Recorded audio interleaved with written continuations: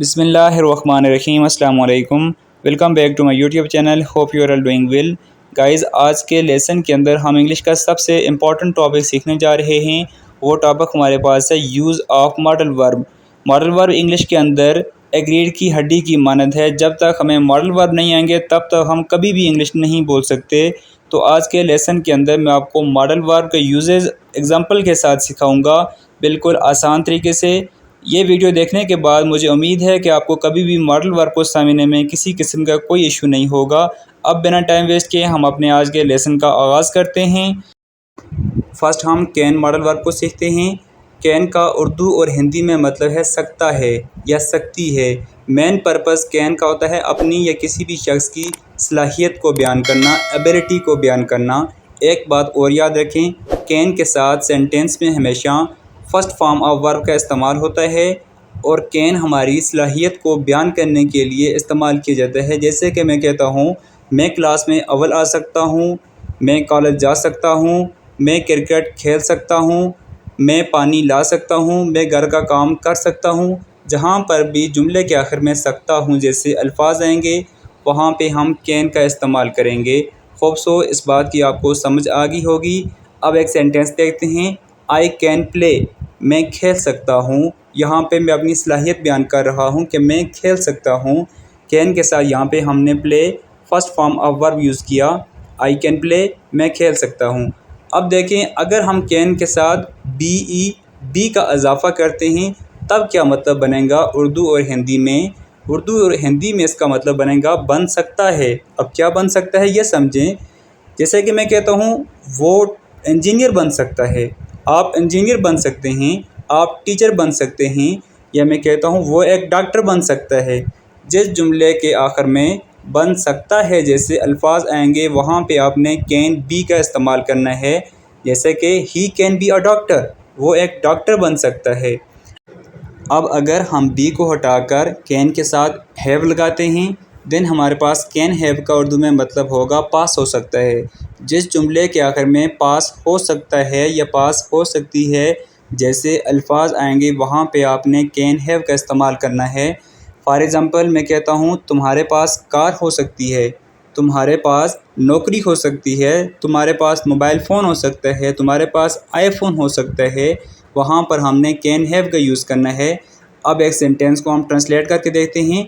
You can have a car, तुम्हारे पास car हो सकती है।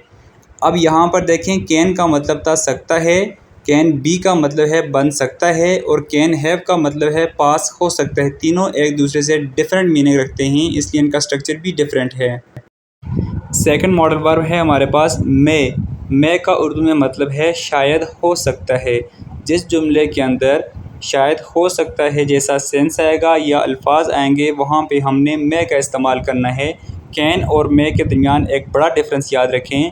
कैन वहाँ पर हम इस्तेमाल करते हैं जहाँ पे हमें 100% श्योरिटी होती है कि ये काम हो सकता है, और मैं को हम वहाँ पर इस्तेमाल करते हैं जहाँ पे हमें 100% ये श्योरिटी नहीं होती कि ये काम होगा।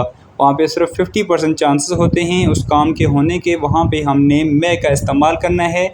जैसे कि मैं कहता हूँ शायद पाकिस्तान आज मैच जीत सकता है। ये बात मुझे कंफर्म बिल्कुल भी नहीं है क्योंकि मैंने शायद जैसे अल्फाज लगाए हैं। या मैं कहता हूँ शायद आज बारिश हो सकती है, इट मे रेन टुडे, शायद आज बारिश हो सकती है। यहाँ पे मैं 50% पॉसिबिलिटी की बात कर रहा हूँ और 50% यहाँ पे इम्पॉसिबिलिटी है कि कंफर्म नहीं है।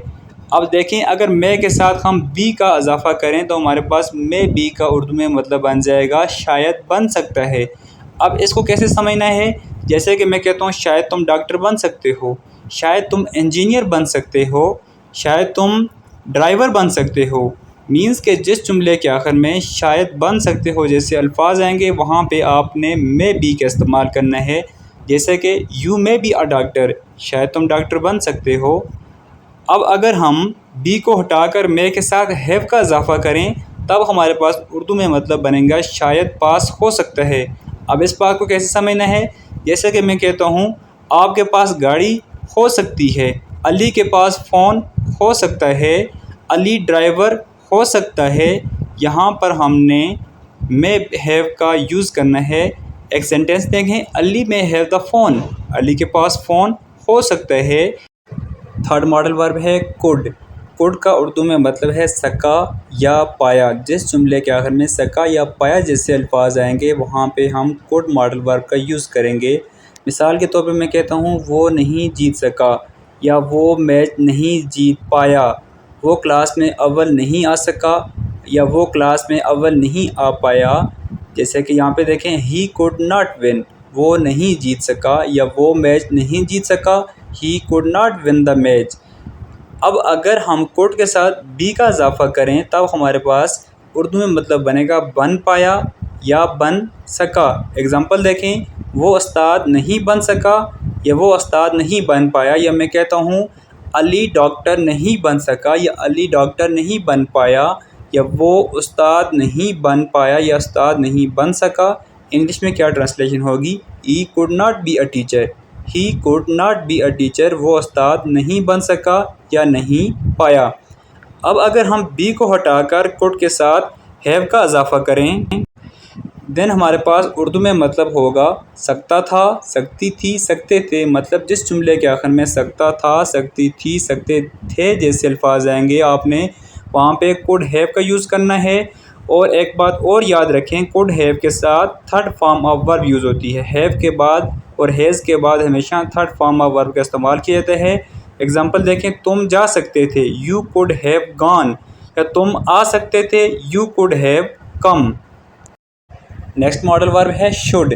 शुड का उर्दू में मतलब है चाहिए। जिस जुमले के आखिर में चाहिए जैसे अल्फाज आएंगे वहाँ पे आपने शुड का इस्तेमाल करना है। अब एग्ज़ाम्पल देखें, तुम्हें पढ़ना चाहिए, तुम्हें डॉक्टर बनना चाहिए, तुम्हें टीचर बनना चाहिए, तुम्हें लिखना चाहिए। इस तरह के जुमलों में हम शुड का इस्तेमाल करेंगे। यू शुड रीड, तुम्हें पढ़ना चाहिए। अब अगर हम शुड के साथ बी इजाफा करेंगे तो शुड बी के उर्दू में मतलब होगा बनना चाहिए।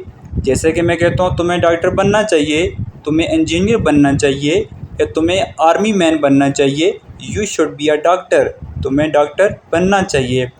अब अगर हम शुड के साथ हैव लगाएंगे तो शुड हैव का मतलब होगा पास होना चाहिए। शुड हैव की एग्जांपल होगी तुम्हारे पास कार होनी चाहिए या तुम्हारे पास नौकरी होनी चाहिए। ये हम जैसे शर्त रख रहे हैं तो you should have a car, तुम्हारे पास कार होनी चाहिए। नेक्स्ट मॉडल वर्ब है मस्ट। मस्ट का उर्दू में मतलब है ज़रूर चाहिए, मतलब ये काम ज़रूरी है। जैसे कि मैं कहता हूँ तुम्हें ज़रूर खेलना चाहिए, तुम्हें ज़रूर ये काम करना चाहिए, तुम्हें ज़रूर पढ़ना चाहिए, तुम्हें ज़रूर लिखना चाहिए। वहाँ पे हमने मस्ट का इस्तेमाल करना है। जहाँ पर जुमले के अंदर ज़रूर जैसे अल्फाज आएंगे, यू मस्ट प्ले, तुम्हें ज़रूर खेलना चाहिए। अब अगर मस्ट के साथ बी का इजाफा करेंगे इसका मतलब बनेगा ज़रूर बनना चाहिए। मैं कहता हूँ you must be a doctor, तुम्हें ज़रूर डॉक्टर बनना चाहिए। You must be a teacher, तुम्हें ज़रूर उस्ताद बनना चाहिए। अब अगर मस्ट के साथ हैव का इजाफा करें देन हमारे पास मतलब बनेगा ज़रूर पास होना चाहिए। एग्ज़ाम्पल देखें, तुम्हारे पास कार ज़रूर होनी चाहिए, you must have a car. Next modal verb है वुड। अब आपने वुड की पहचान कैसे करनी है? जुमले के आखिर में ता, ती, ते जैसे अल्फाज आएंगे वहाँ पे आपने वुड का इस्तेमाल करना है। जैसे कि मैं कहता हूँ मैं जाता, आई वुड गो, मैं खाता, आई वुड ईट। इस तरह के जुमलों के अंदर आपने वुड का इस्तेमाल करना है। अब अगर वुड के साथ बी का इजाफा करें जिसका मतलब है बनता या बनना।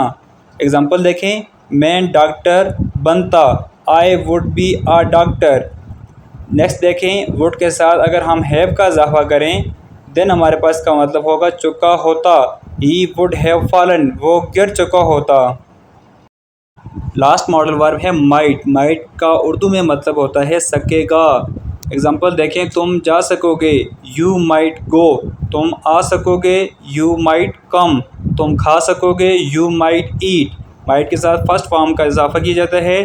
अब अगर माइट के साथ बी लगाएंगे तो उर्दू में मतलब बनेगा बन सकूँगे, बन सकोगे।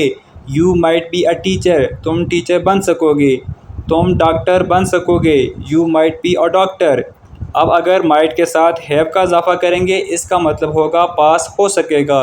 You might have a car, तुम्हारे पास कार हो पाएगी या हो सकेगी। आई होप गाइज़ आपको मॉडल वर्ब समझ आ गए होंगे।